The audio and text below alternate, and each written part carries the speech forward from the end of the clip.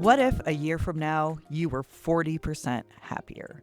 And happier people live longer, worry less, have better relationships, make more money, make better life decisions. They even have better sex. And I'm not just making this shit up. According to the happiness pie model, 40% of a person's happiness is due to daily intentional activities, such as the choices you make, the mindsets you have, and the activities you do. In Thrive, you are going to learn, practice, and apply these exact mindsets and activities. Hi, my name is Coach Kira, and welcome to the best fucking year of your life. Welcome to Thrive. It's a brand new positive psychology program with optional live retreats for women over 40 to learn the knowledge, skills, and mindsets to thrive in midlife. Because this time is tough. Over the course of the 9 months of Thrive, you will have a deep and healthy group of soul sisters that see and hear you, including me. You'll build a life that you don't want to escape or numb from. You'll learn skills that make you feel like you control your brain instead of it controlling you. You'll understand how to treat and accept your body as it is now. And you'll build new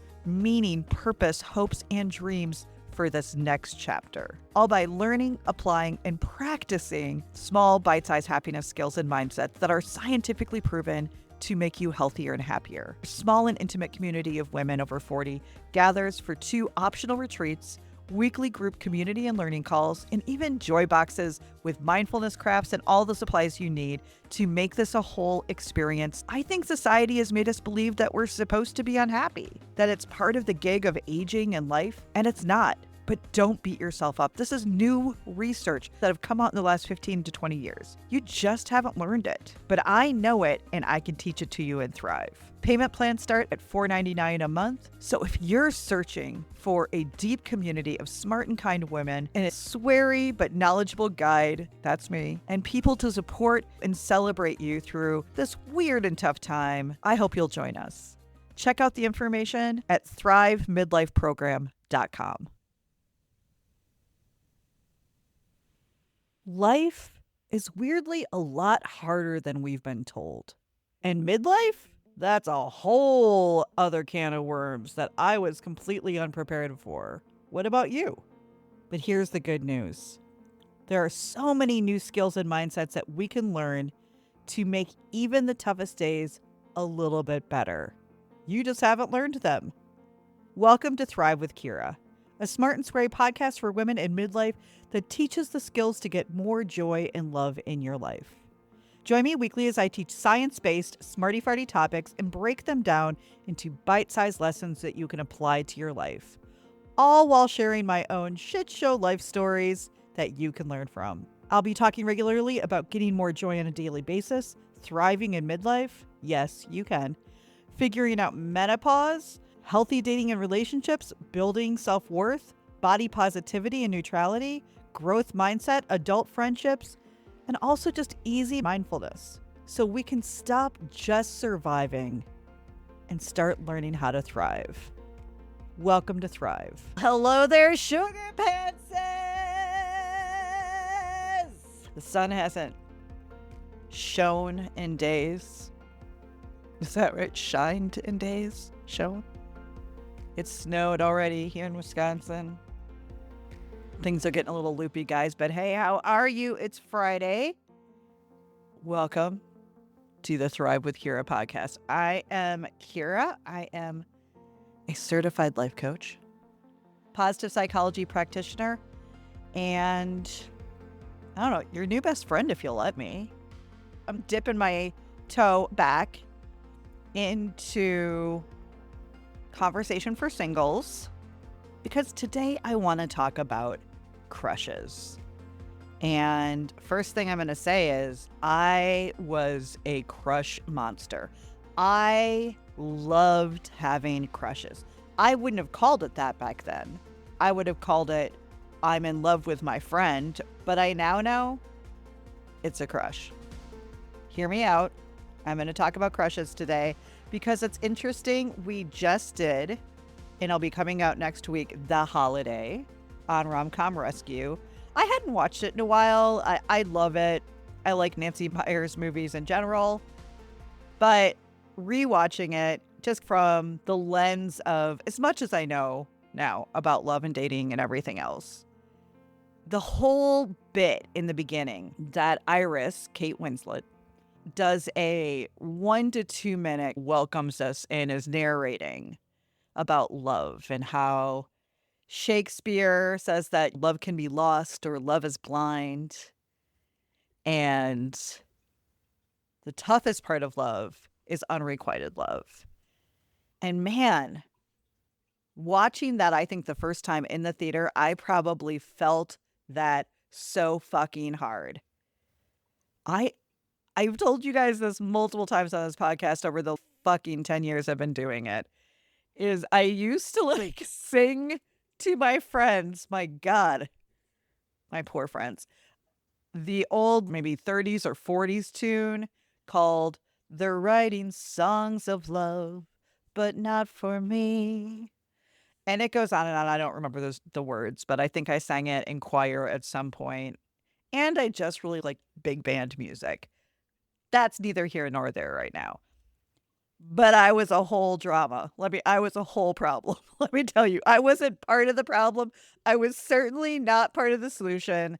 I was the whole problem for sure.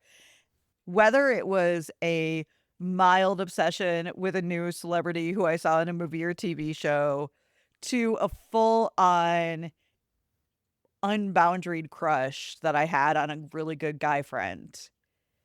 What it took me a really long time to learn was that crushes were my safe place. Crushes were the way that I could feel love and attraction safely because I was the only person involved. And I know I hurt a couple feelings when I say this, but they were all in my head. Maybe there was a friendship there, maybe there was a flirtation there, but the connection that I was feeling, the amount that they were on my mind versus the amount that I was on theirs, the importance I placed on it when honestly I shouldn't have, makes me want to give younger version of Kira a big old hug. Because I spent so much time and energy and tears and money on people who did not want to be in a relationship with me. Either because they didn't even know I liked them, or I think that they were benefiting a little too much from my crush to talk to me about it. I don't know. Some of these will never maybe come to light, and I'm okay with it. But the one thing I want to do is not shame us for this, to not blame us for this. But I wanted to talk about why we do this and what we can start doing differently if having crushes is our go-to for feeling closer to love and dating and relationships. Because most things in life, particularly love and attraction and all of that shit, is pretty abstract.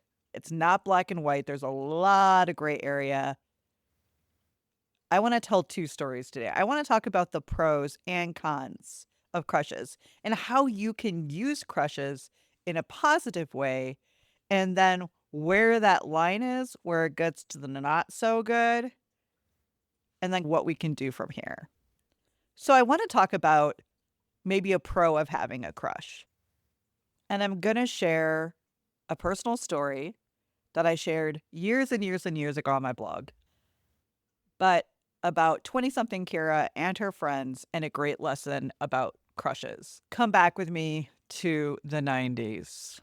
Yes, that magical time. I was going on a canoe trip with some friends. My best childhood friend, her name is Heather. In fact, my two best childhood friends are named Heather, and my sister's name is Heather. And two of my guy friends. One of them I knew from church camp. His name was Jason. Shout out to Jason Pierce. Love you, man. He lives in Australia now. We haven't talked in years. One of my favorite people on this planet. And we'll always, even not talking, we'll always be friends. I just feel that way about him. Do you guys feel that way about somebody? Right? Like you'll just know that there's potential that you'll maybe see them again at some point, and your friendship will just pick up from where it left off. That's the way I feel about him because we've done it 1,000 times before. But my other friend was a guy I went to high school with who I was friends with for a little while and inappropriately had a bit of a crush on him, which was not so great because he had just dated one of my good friends for a long time. Inappropriate Kira. That should be a t-shirt or a TV show. Inappropriate Kira. There'd be lots of episodes. So, by the way, guys, I'm just here and doing this today. Tell me if you like it. Tell me if you've missed this style of me. So we're all going canoeing. We're going for an overnight. I actually love canoeing, although I haven't been in years, but it's something I would love to get back into. And we're canoeing down the Wisconsin and staying overnight. And so I was in a canoe with Brian. That was a mess. We fought the whole fucking time and just did not have a great time because I just wanted him to like me back, and he didn't, and I didn't fucking like that. So that's a problem with crushes, but that's not the point of our story.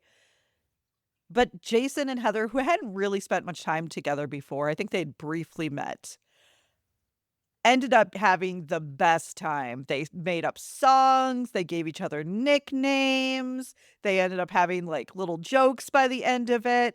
They just had the best time in their canoe, and I just was grumpy about it. Was happy they're having a good time, but was having a pretty not so great time myself. Now, a little part of the story I should bring back because I'm ADHD and this is how I tell stories is Heather had just gone through a little bit of a brutal breakup not too long before that. It wasn't long, but it was 20s long. So she'd been dating a guy maybe 3 or 4 months, and it just ended really weird. There wasn't ghosting because ghosting didn't really happen in the 90s. It was just like, yeah, I don't think I'm into this, which I think there was plenty of in the 90s. Seeing them have so much fun together, laugh together and everything, she and I were driving back to Madison afterwards, and it was just the 2 of us, and I said, "Oh my god, you and Jason had the best time." That was so fun to just watch, and I'm just, like, happy you had such a good time, and then I'm sure I bitched about the guy that from high school, like, for the next 20 minutes because that's who I was then. And then I finally said, "Now I know you know that Jason has a girlfriend." She's like, "I do." And I'm like, "Is that a bit of a bummer because you had so much fun with him this weekend?" And I'm okay with it because I've been feeling pretty down about dating and love and relationships in general. I've just been down on myself and down on getting back out there and everything else. And it was just a good reminder that great guys are out there. And this one's not available. Maybe it's not for me, but it just brought me a little bit of hope. And it was just a really good reminder. And I fucking love that story. I love that story because I think sometimes when we're nervous about dating or nervous about people, spending time with somebody who we just go, this person maybe isn't available, doesn't seem to like me back in that way, whatever it is. But it was a great reminder that I can laugh with people and connect with people and have fun with people, and that potentially there's somebody else out there for me. That is the pro, I think, of crushes when we can treat crushes like that. So I just want to say, I think that's a lovely thing about crushes. But let's talk about what I did for years, what some of you might be doing that's not as good. And when I say not as good, I just mean it's unhelpful behavior for getting us what we want, which for many people who are still single, whatever age you are, is potentially a romantic relationship or partnership. I know people are pissed and struggling and frustrated and disappointed. They have every reason to be. But I think there's a lot of people who are still hopeful and wanting to date, and you should, but you should do it as smartly as possible, If you need help, that's what I do. I do still do date coaching one-on-one with people. But let's talk about the not so good side of crushes, which is when maybe you were like me. I was raised Methodist, which is Christian light, but definitely abstinence. Don't have sex till you're married. So crushes felt really safe and okay for me. I was very naive. I was very underprepared. I will honestly tell you that I don't even think I fully understood how sex worked, what guys had, and where it went until I was maybe 14 or 15, which feels very old to not even understand the scientific explanation of sex and sexual intercourse. But that and I don't know, PCOS and just a shit ton of thousand things. I can tell you, I remember liking a boy in my class as early as third grade. Nothing too interesting or exciting. And then crushes started probably around sixth or seventh grade. I wonder, and this is probably something I need to unpack with a therapist, but I wonder why my go to was to like somebody and not tell somebody. Because that's not every kid's go to. That's not everybody's go to, is to like somebody, but not feel comfortable talking to them, not feel comfortable touching them, not feel comfortable with anything. I'm not sure. I'm not sure what belief system happened early on that made me so uncomfortable with boys, but I was. Now, I'm not going to go deeply into my childhood here, but I just think some people might really relate or resonate with that because by the time that everybody else seemed to be maybe kissing or dating or going, God, it was like the 80s, so going steady. I don't know, weird shit. Didn't really hang out or hook up back then. I was so uncomfortable with it. I would deny crushes. I probably could have dated a ton more if I wasn't so embarrassed of someone knowing I liked them. I'm really wondering what the fuck happened here because that's a little fucked up. I'm going to have to think about it. Maybe I'm going to come back and do another podcast. But that is very much, I'm thinking back and that's very much my feeling. I never felt comfortable with men or boys. So just, I'm not talking about men, I'm talking about just boys who were my age. That always felt very scary to me. And every action I took until I started healing this shit in my 30s or so through all that I've done and the coaching and the research, I was so scared of boys through my 20s that the only way, because I'm coming back to it, everybody, that I felt comfortable was with crushes. Because the thing about crushes is they felt safe because they were mostly in my mind. I confused in my naivete feelings, attraction, liking for love. Because as I've taught on this podcast for a very long time, love can certainly happen momentarily between two people. But for it to continue going, for you to feel love on a daily basis for another person, there has to be some kind of a relationship or friendship.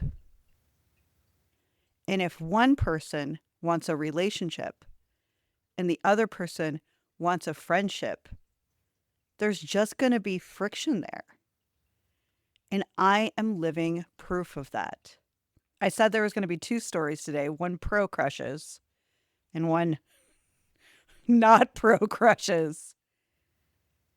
And I'm not going to tell a specific story because honestly, they're too many to mention. And they make me want to cry every time I talk about them. But the general gist is this. I've admitted on here before, but there's like almost 400 episodes. So I don't expect that everybody's listening to everything. That There are people I cared very deeply about and cared very deeply for me that I don't talk to anymore because I had inappropriate crushes on them. I expected them to act a certain way, although they were not my boyfriend. I expected them to like me, even though I never even told them that I cared for them in that way or wanted that. So I would get resentful because I would do all of these things. And then maybe they would be starting to date somebody else or like somebody else. And then I felt like shit. But when I sat down and really fucking thought about it, and I had to ask myself, why is this keep happening to me? Why does everybody I like not like me back? It's because I realized that I didn't like me back. Did we see that coming? It's fucking truth, though. Damn if it's not the truth. And all the self-esteem that I was building, all of the trying to get jobs that looked cool or do things that looked cool instead of building true self-worth where I actually liked myself and chose people that could like me back. This was all about my self-fucking worth.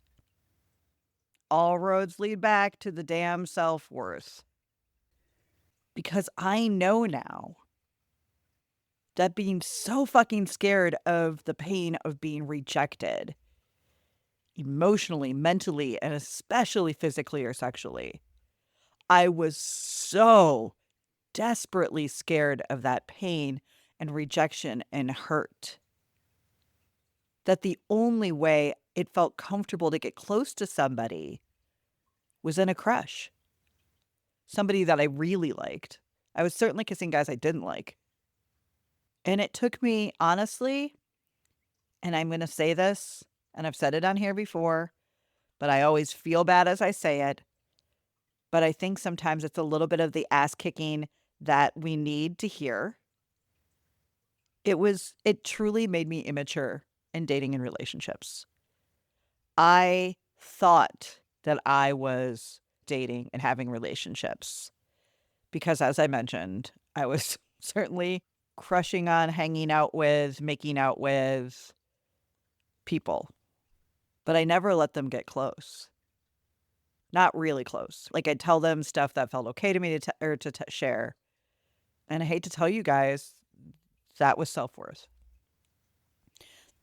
Thinking that I, as is, especially with my body, brought to you by PCOS, was so horrific because it was overweight that I was not deserving of somebody that I would have a crush on. So I knew how great they were, but I didn't think I was so great enough to actually take a chance. Because here's the truth. If I would have actually thought I was as great as I would maybe tell everybody I thought about myself, or everybody just assumed the confidence bullshit that I was putting on was real, if I actually felt that way, I would have let them know that I was interested in them. I would have had an awkward but helpful fucking for me and my brain conversation to see if they felt that way back for me at all. But I didn't. And why didn't I? Because I didn't think I was enough for them. I didn't think the way I looked or the kind of hot mess express that I like to bring behind me was good enough for their real love. Not just friendship love. That's what I thought. I think that's bullshit now, but romantic and real love. Because that was the real thing. Is that you? Because I think that's a lot more of us than we think and admit. And I know people in full-on relationships that aren't having a relationship, that are still talking to their friends, maybe even their therapist more than the person they're with.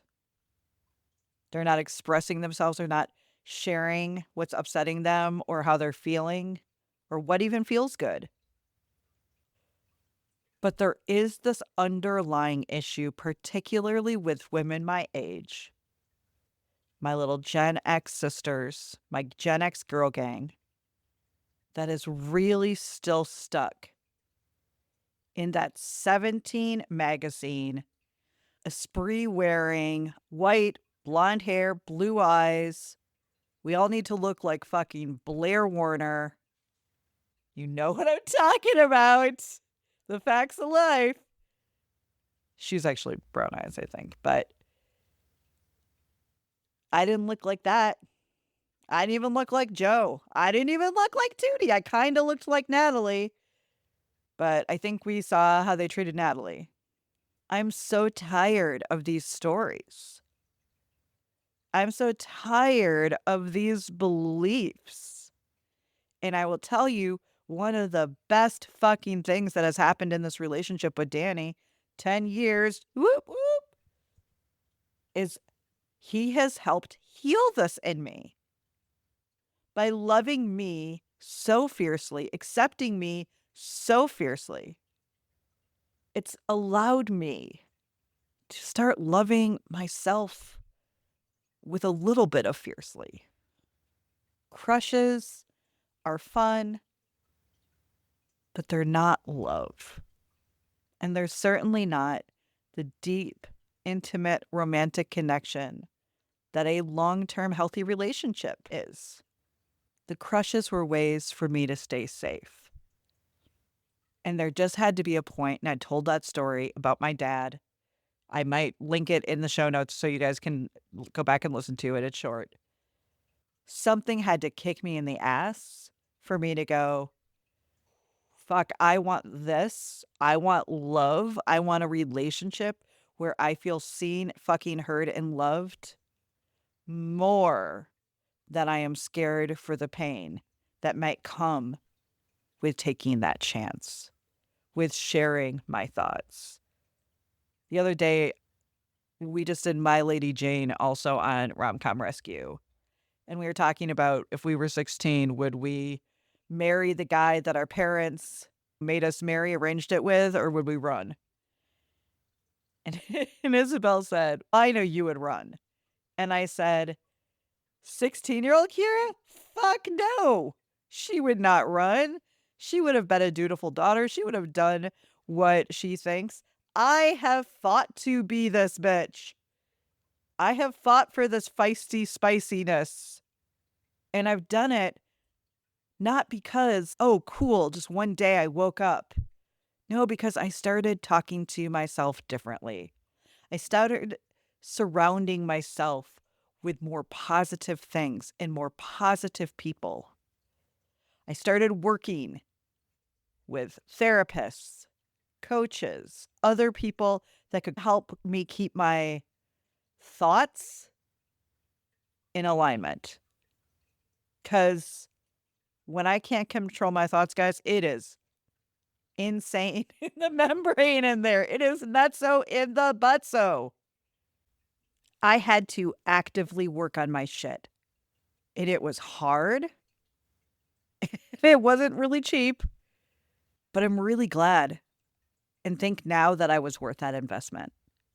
I was worth the time and the energy and the money to have people help me work on things like self-worth, like liking my body more or not being so triggered by it. Feeling pretty neutral about it lately, which is good. Maybe even positive. I don't know. But I had to actively work on it. And I think some of the biggest bullshit in life is like we see somebody maybe changing and growing.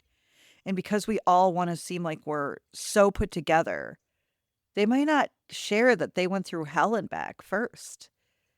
They may not share that they're actually working with a personal trainer and a coach and this and that. Most of us, if we haven't changed it ourselves within a year or two, we're probably not going to change it by ourselves. I know I couldn't. I'm not ashamed of that anymore. I'm not ashamed of the sertraline that I take every day. I'm not ashamed to keep my spirits up, by the way. That's Oloft. I'm not ashamed that I used and really, really benefited from low-grade ketamine therapy for depression over the last couple of years. I'm not ashamed of the acupuncture one that I go to when I can afford because it makes my body feel good. And I'm actually proud of the work that I've done on myself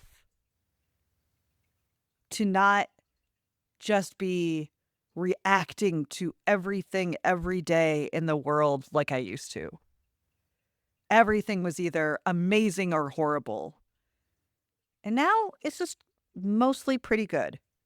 There's some bad days and some down times, but I can bounce back from it, especially when I'm taking my Zoloft.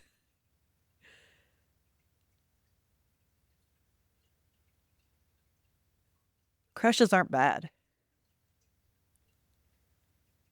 but they can also distract us from going after a real relationship with real love, not just one-sided feelings that feel safe.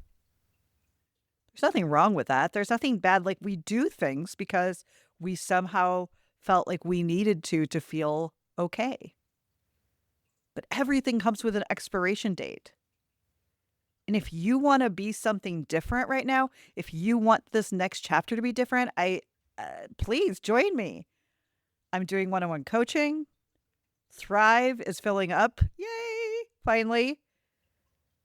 But it's going to be incredible. And it's still $4.99 a month through the weekend for the Essentials package. The world's kind of fucking on fire, as I mentioned last week. Surround yourself with cool, breezy air of awesomeness, of community and guys, and just a little bit healthy and happy, safe space. So you can deal with life better and build your self-worth. So that if you want to go after relationship at some point, you're ready. You're ready to fucking do it, and you know how to do it. And you have the confidence of doing it and the self-worth to do it and keep it going. All right, guys. Was this helpful? I'm going to ask that if you're liking these lately, would you let me know? You don't even have to leave a review, especially since some of you already have, but I'm really needing just some feedback on where people are at. I feel like, especially the last couple of weeks since the election, things have been super quiet. Tell me how you're doing. Kira at thrivewithkira.com. In 2025, if you're ready to change your life, change it with me. Let's do this. Let's fucking do this. I'm so excited. If you liked this, please subscribe.